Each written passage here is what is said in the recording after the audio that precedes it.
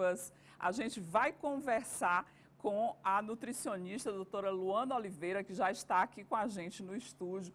Boa noite, doutora, seja bem-vinda. Boa noite, Eli. É um prazer estar aqui com você. Boa noite a todos os telespectadores da Meu Norte. Doutora Luana, por que que o pão é tão gostoso e ele tem essa fama de vilão? Nossa, isso vem de muito tempo, né? Hoje a gente tem um boom de informações, né? Infelizmente a gente tem um boom e infelizmente as pessoas acabam deixando, né, se levar por informações, né, por fake news que a gente tem muito hoje na internet, né? E o carboidrato acaba aí chegando como um vilão, que na verdade a gente está aqui para desmistificar essa crença, não é um vilão, tá? Para quem está assistindo, o carboidrato pode sim estar dentro de uma dieta. Logicamente, o carboidrato é um dos principais, né, fontes de energia do nosso corpo. Então, Eli, quando a gente não tem uma fonte de energia principal, a primeira coisa que acontece é o nosso cérebro. O nosso cérebro, ele reage a isso. Então, a gente necessita realmente do carboidrato. Ele é um dos combustíveis, é que nem fosse um combustível do carro, né? Então, a gente precisa realmente do carboidrato. Né? Não anda, o carro não anda. Então, da mesma forma, o nosso corpo precisa de carboidrato. E hoje o carboidrato, ele pode estar sim dentro de uma dieta, né? Só precisa, na verdade, estar dentro, né, junto com um profissional, junto com um nutricionista, para dar a orientação correta desse uso, né? Quanto você vai utilizar, em que momento vai ser melhor, em que momento você vai poder, né, comer o seu pãozinho, né? Sem culpa, aquele né? Pãozinho integral está liberado, doutora? Com pode certeza. Comer. Não só pode o integral, como pode também um pãozinho francês, né? O pãozinho tradicional, que tenho certeza que tem muita gente que está assistindo agora que gosta de comer um pãozinho. Na hora daquele café da manhã, se você comer assim 5 pãezinhos franceses, aí pode complicar. Vai comer um onde está realmente pode, né? o problema é justamente esse ali. Né? Tanto o carboidrato como qualquer outro grupo, né? Ou proteína ou a gordura, né? Tanto esses três grupos, eles têm que ter equilíbrio. É onde está o ponto, né? Quando a gente quer comer algo que a gente gosta, pode estar dentro de uma dieta sim, mas a gente tem que ter o equilíbrio, a gente tem que saber quanto a gente vai poder comer, em que momento, né? Se está realmente ajustado a quantidade. Então, por isso a necessidade de estar sempre com um nutricionista, com um profissional do seu lado. E cada dieta, né, doutora Luana, ela é muito pessoal, né? Depende de cada organismo. Tem que ser orientada individualmente para cada pessoa. Exatamente. Hoje a gente tem que ter esse trabalho, né? O profissional nutricionista, a gente trabalha justamente para isso, para que o nosso paciente, ele seja tratado com um tratamento personalizado, individualizado, que isso realmente é o que vai fazer a diferença, porque cada corpo funciona de uma forma. Cada paciente vai ter uma reação da forma que ele reagir. Então, a gente tem que estar sempre observando o nosso corpo. Às vezes, eu vejo muitos pacientes, né, que chegam e dizem, olha, Nutri, eu estava fazendo uma dieta da minha colega, da minha amiga. Funcionou para ela, funcionou para ela, mas para você não vai funcionar, com certeza. Você vai vai ter outras preferências, você vai gostar de um tipo de alimento, a sua amiga pode ser que ela não goste, você pode fazer um crossfit, você pode fazer uma musculação e a colega pode fazer uma natação, pode fazer outro tipo de atividade que não vai, com certeza, ter a mesma adequação na dieta. Doutora, e aquelas, a gente tem muitas dietas da moda, né? A low carb, a cetogênica, o jejum intermitente. Algumas pessoas sentem essa pressão de emagrecer, de manter o corpo bonito por conta de redes sociais, de blogueiros. Mas para onde é que a pessoa corre na hora de fazer essa dieta? Será que funciona o low carb comigo? Será que eu consigo, eu tenho estrutura para fazer um jejum intermitente? passar muitas horas do meu dia sem me alimentar e não desmaiar? Exatamente, Eli. Essa é a questão, né? Na verdade, hoje a dieta, a nutrição, ela é vista, infelizmente, como restrição e não deveria, né? A nutrição, ela deveria ser vista como adaptação. Então, cada paciente vai ter um tipo de dieta, cada paciente vai reagir de uma forma. Pode muito bem o meu paciente gostar, né, ter uma rotina legal para ele poder fazer uma dieta, um jejum intermitente, por exemplo, né? Já o meu segundo paciente não poder. Por quê? Por conta da rotina, se ele treina, já vai necessitar de um maior aporte de algum nutriente, ou um carboidrato a mais, ou de uma proteína a mais. Então, cada paciente, cada organismo vai funcionar de uma forma, só que isso tem que ser orientado, tem que ser visto pelo seu nutricionista qual a sua necessidade. Se vai ser uma low carb, né? Se você vai conseguir, né, ficar muito tempo sem o carboidrato, que acontece muito com pacientes que têm ansiedade, que têm depressão, que a gente acaba não observando, mas são pacientes que realmente a gente não pode restringir, né? No caso, a gente está falando aqui de dietas restritivas e um paciente, por exemplo, que tem ansiedade, que tem depressão, não vai reagir bem com uma restrição muito grande de carboidrato. É todo um acompanhamento, né? Exatamente. Não pode se focar só na questão da alimentação, porque pode não funcionar, né? Isso, exatamente. Então, cada dieta restritiva é vista pelo nutricionista, mas é orientada de acordo com o paciente.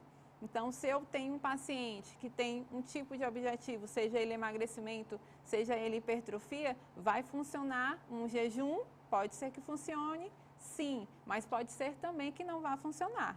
Só que isso tem que ser bem orientado, isso tem que ser bem visto, porque cada paciente, como a gente já falou, vai ter uma outra visão sobre aquela dieta. No caso de pacientes que fazem uma dieta dessas da moda sozinho, um jejum intermitente ou essa cetogênica, e passa por muitas privações, muitas restrições, logicamente com o objetivo Sim. de perder peso. E depois ele volta a comer tudo de novo e pode ter um efeito rebote e ele engordar bem, até mais do que antes. Com certeza, Eli. Agora você fez uma pergunta excelente. É isso justamente o que está acontecendo, né? Muitos pacientes fazem uma restrição muito grande, né? Acaba restringindo, diminuindo a quantidade de calorias muito altas. Então, faz uma restrição muito grande, né? E acaba, sim, emagrece. Lógico que emagrece.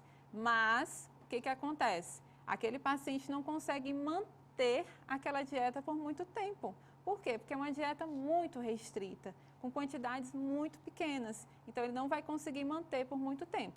Então, ele vai emagrecer, sim, né? Ele vai chegar no objetivo, mas, como ele não vai conseguir permanecer muito tempo com aquela dieta, ele vai acabar aumentando, né, a caloria que ele tinha perdido, ele vai ganhar e, consequentemente, mais uma caloria extra.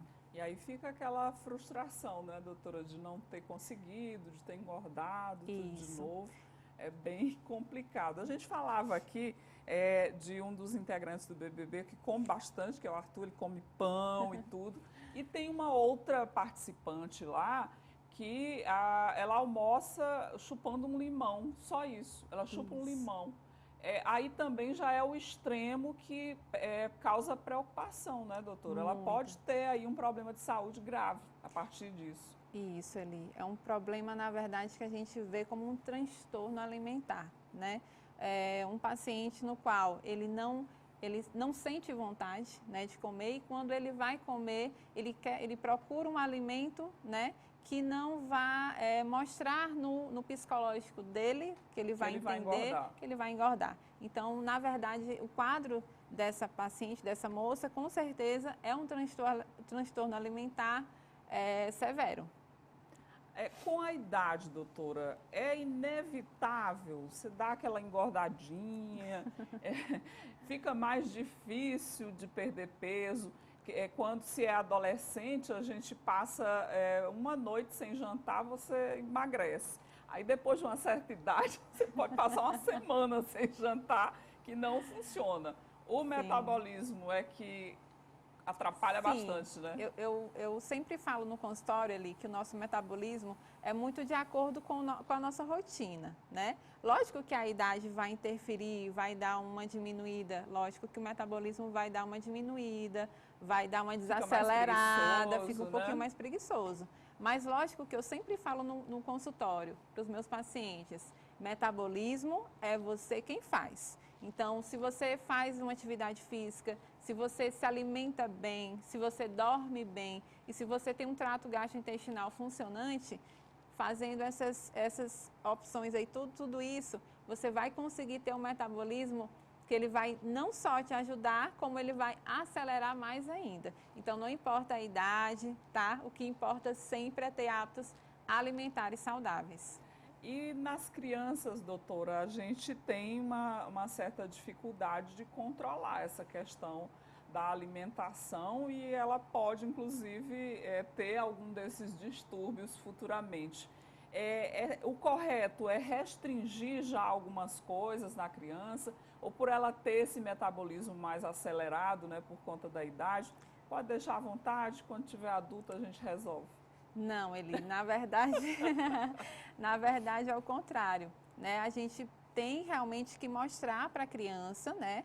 Desde pequena a gente já tem que ir mostrando, dependendo da idade, né? Até os 2 anos a gente sempre fala, antes dos 2 anos, não dar para a criança nenhum tipo de alimento, né? Refrigerante, chocolate, né? Alimentos muito doces, porque a criança, ela vai, na verdade, levar esse hábito para a vida toda, né? Então, o importante é que você, pai e mãe, na verdade, vão ser os espelhos do filho, né? Então, o que a gente sempre pede é que o pai e a mãe mostre para os filhos, depois dos 2 anos, é que mostre realmente bala, doce, mas com cuidado, para que essa criança, ela não tenha esse hábito, né, para a vida inteira. Então, quando criança, sempre é bom dar uma restringidazinha sim, né? Colocar um dia, um horário correto para você estar dando esse doce, estar dando esse sorvete ou essa bala para essa criança, mas lógico que com todo o cuidado do mundo. É isso aí, doutora. A gente tem que sempre lembrar que aquela dieta que serve para minha amiga, para minha mãe, para minha filha, pode não servir para mim. A gente tem que sentir que é um atendimento personalizado, é uma alimentação individual para cada organismo, né? Importante botar isso na cabeça. Ah, fulano emagreceu, eu não emagreço. O que acontece? Exatamente. É porque não funciona assim, É porque né? não funciona assim, né? O seu corpo, ele vai trabalhar de uma forma. Se você gosta de um alimento, a sua colega já não gosta. Se você pratica uma atividade física mais intensa, pode ser que a sua colega não faça isso. Gasta mais caloria, né? Gasta mais calorias ou come mais pãozinho, né? Então tem toda essa questão. Você tem que entender como é que o seu corpo funciona, né? Se você vai se sentir bem fazendo uma restrição muito alta de carboidrato, se você vai se sentir bem fazendo uma restrição muito alta de gordura e de proteína também. Lembrando, Eli, que a gente está falando aqui de carboidrato, mas todos esses 3 grupos que a gente falou, carboidrato, proteína e lipídio, se você come em excesso, também vai ser transformado em gordura. Então, para o pessoal aí que também come proteína em excesso, tem que ter cuidado também, tá? Porque quando a gente... o vilão é só o carboidrato? Ah, exatamente.